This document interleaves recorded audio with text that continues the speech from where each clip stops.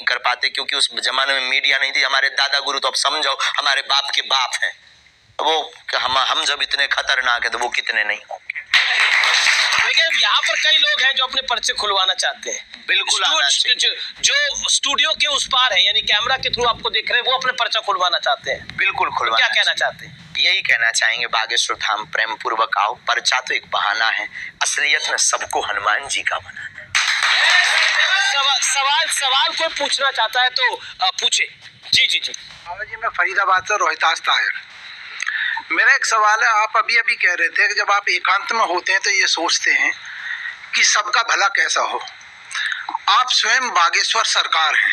धीरेन्द्र, आप I am not Bageshwar Dham सरकार, लोग जानते हैं। हाँ, तो आप तो कुछ भी कर सकते हैं। बिल्कुल नहीं कर सकते, प्रार्थना कर सकते हैं। कि आपने जो बात रखी धर्म निरपेक्ष के बारे में, सिर्फ हिंदू, तो धर्म तो जो है मेरे ख्याल से हिंदू, मुस्लिम, सिख, ईसाई, उससे भी बड़ा शब्द है। उसको हम एक मजहब में नहीं बात कर सकते। पहली बात तो आपने हमको बहुत कम सुना है, आप हमको बहुत सुनिएगा। हिंदू का मतलब कोई एक विशेष संप्रदाय नहीं।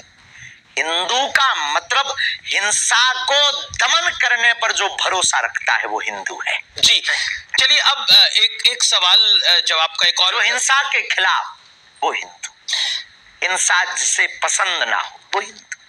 स्वामी जी, समाजवादी पार्टी के एक बड़े नेता हैं जो रामचरितमानस को लेकर भी क्या कुछ कह रहे हैं, हमने सुना है। और वो आपके बारे में कहते हैं, वो कहते हैं मैं ऐसे ढोंगी पाखंडियों के पास जाना पसंद नहीं करता। अभी कुछ धर्माचार्यों के ढोंग और पाखंड सामने आए हैं, एक से एक बड़े हत्यारे बैठे हैं, और वो ये भी कहते हैं कि आपको तुरंत गिरफ्तार कर लेना चाहिए। अगर हमने, इस देश में कानून है, इस देश में संविधान है, इस देश में नीति है, अगर हमने कोई गुनाह किया है तो गिरफ्तार कर लेना चाहिए, देर ना करें। लेकिन राजनेताओं की बातों पर हमारा कोई कमेंट्स नहीं रहता है, क्योंकि सिर्फ उनके कमेंट्स राजनीतिक रोटियों तक सीमित रहते हैं। इसलिए दो कौड़ी की राजनीति में हम करोड़ों के अध्यात्म को नहीं बढ़ाएं। अगला सवाल मेरा ये है कि क्योंकि देश में राजनीति की बात होती है और आपने 2024 का जिक्र किया था कि अब हम 2024 की तैयारी कर रहे हैं, क्या तैयारी कर रहे हैं 2024? हिंदू राष्ट्र की। 2024 में चुनाव भी है।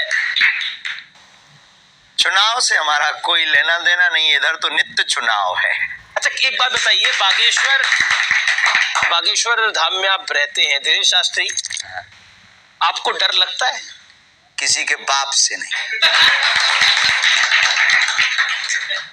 तो कभी डर नहीं लगता कि देखिए अब आपका डरे किसके बाप से? हमने ना तो किसी के बाप के बैल छोड़े हैं, ना किसी के मकान पर कब्जा किया, ना हमने जमीनें छोड़ाई, ना किसी से दान लिया, तो किसके बाप से डरे? हम बांटने बैठे हैं तो सिर्फ हनुमान जी से डरते हैं, पाप से डरते हैं। हमारे द्वारा कोई ऐसा कृत्य ना हो जाए जिससे धर्म को नीचे देखना पड़े, इससे डर लगता है। लेकिन एक विषय है जो कि बहुत महत्वपूर्ण है, और ये विषय मेरे दिल के भी बड़ा करीब है, और मैं इस पर सवाल आपसे पूछना चाहता हूँ। रामचरितमानस को लेकर बहुत सारी बयानबाजी हुई, किसी ने उसको नफरत वाला ग्रंथ कहा, जिसने आपको भी जेल भेजने की बात कही उसने भी उसको नफरत वाला ग्रंथ कहा। मैं स्वामी प्रसाद मौर्य की बात कर रहा हूँ, और एक बिहार के मंत्री उन्होंने भी कहा, और किसी ने इसको महिला विरोधी, किसी ने इसको दलित विरोधी कहा। इस क्या कहते हैं? इस देश में ऐसे लोगों की बात करना ही पाप है।